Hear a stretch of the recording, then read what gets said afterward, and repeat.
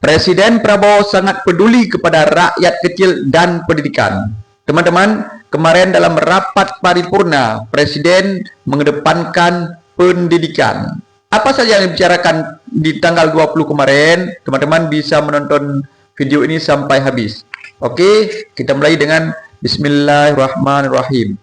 Alhamdulillah, Alhamdulillahirabbil alamin. Allahumma shalli ala Muhammad. Teman-teman sekalian, saat kemarin penyerahan 13 triliun rupiah lebih kepada Menteri Keuangan disaksikan oleh Presiden Prabowo, oleh Kejaksaan Agung. Presiden Prabowo berpidato, dalam pidato beliau mengatakan bahwa jaksa, hakim, kepolisian tidak boleh lagi mengkriminalisasi rakyat kecil. Artinya, hukum harus benar-benar ditegakkan. Penegak hukum harus punya hati. Iya, jangan seperti yang sudah terjadi. Artinya, sering kita dengarkan pencuri ayam, pencuri ubi dijerat dengan hukum yang luar biasa, bahkan viral. Sementara penjahat-penjahat kelas kakap dibiarkan. Kenapa ini terjadi? Bahkan Presiden Prabowo menasihati penegak hukum supaya memakai hati. Artinya, lihatlah apa yang mereka lakukan. Kenapa mereka lakukan begitu? Apakah karena ekonomi? Sering kita lihat, bahkan ada pencuri ayam anak di bawah umur, oleh Presiden Prabowo memberikan beasiswa. Artinya, beliau selaku presiden sangat perhatian kepada rakyat-rakyat kecil. Ya, ini tidak bisa dibiarkan lagi.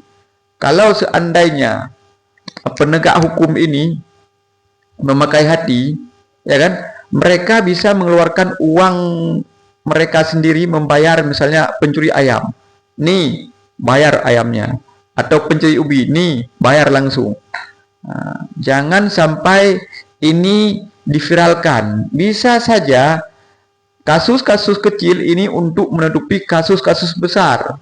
Iya, sering kita dengarkan kan, gara-gara kasus kecil ini menutupi kasus besar. Karena ini media, teman-teman. Ini cepat sekali viral. Jadi beliau mewanti-wanti supaya rakyat kecil jangan dikriminalisasi lagi. Ini sangat berbahaya. Dan setelah penyerahan 13 triliun ini kepada Menteri Keuangan, ini yang lucunya, Menteri Keuangan terlambat datang, ya kan? Nah, jadi seolah-olah disuruh post up. Bahkan kita lihat di sini antara Pak Purbaya dan Presiden Prabowo betul-betul ada semacam apa namanya ini, disuruh post up. Oke. Nah, tapi tidak jadi, teman-teman, tidak jadi post up Pak Purbaya. Dan kemudian dilanjutkan dengan pertemuan paripurna semua menteri. Kita lihat di situ ada Pak Purbaya, ada Pak Luhut. Nah, Pak Purbaya dan Pak Luhut kita ketahui ada masalah di dua perkara ini. Masalah kereta cepat WOS yang dibela oleh Kepala DEN Pak Luhut, yang dimana Pak Purbaya tidak mau membayar melalui anggaran APBN. Satu lagi masalah family office. Ya, beliau Pak Purbaya juga menolak, tapi Pak Luhut juga ingin fees apa namanya itu, nggak tahu lah aku tuh. Jadi teman-teman, kita melihat di sini Presiden Prabowo menggebu-gebu masalah pendidikan. Ya, pendidikan di Indonesia ini masih tertinggal. Jadi ke depan mau ditingkatkan melalui sekolah rakyat, bahkan nanti ada sekolah standar internasional, teman-teman. Ya, Presiden Prabowo ingin meningkatkan Indonesia ada sekolah standar internasional. Ada ruang-ruang khusus yang di situ bisa menonton langsung, layar tancap bisa dibilang, ya. Pak Prabowo lebih tahu lah itu. Jadi teman-teman, Pak Prabowo kemarin di tanggal 20 Oktober mengedepankan penegakan hukum jangan tajam ke bawah, tumpul ke atas. Setelah itu di pertemuan paripurna, pendidikan harus ditingkatkan. Bahkan beliau ada melihat sekolah-sekolah yang sudah tidak layak lagi dan ada murid-murid yang menghemat buku, menulis dengan tulisan kecil. Di situ beliau sangat prihatin. Dengan bahasa halusnya, jangan sampai anak-anak Indonesia banyak memakai kacamata, kacamatanya tidak bisa baca. Artinya apa? Beliau langsung menunjuk ke arah Purbaya. Kalau bisa, buku-buku harus digratiskan kepada anak-anak yang kurang mampu. Ya, jadi teman-teman, di sini kita lihat presiden kita sangat perhatian kepada orang-orang miskin. Beliau tidak melihat ke atas, tapi melihat ke bawah.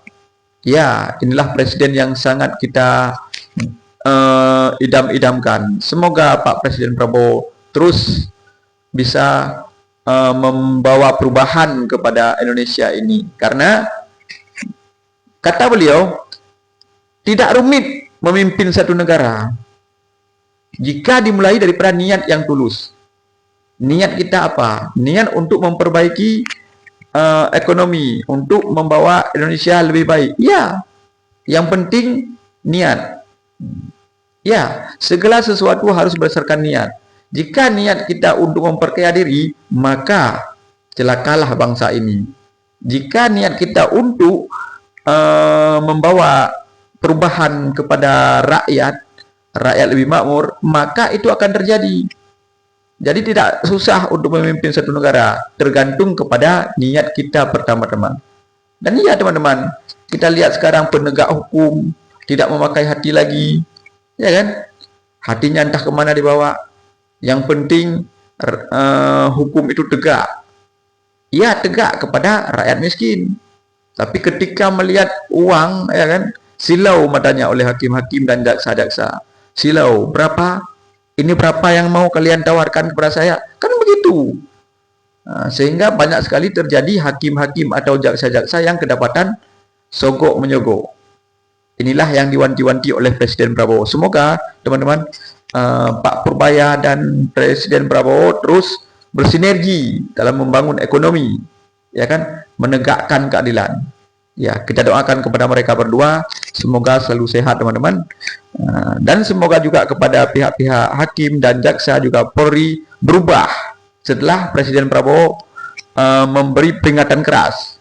Hukum tidak boleh tajam ke bawah, tumpul ke atas. Oke teman-teman, dalam video kali ini kita cukupkan di sini.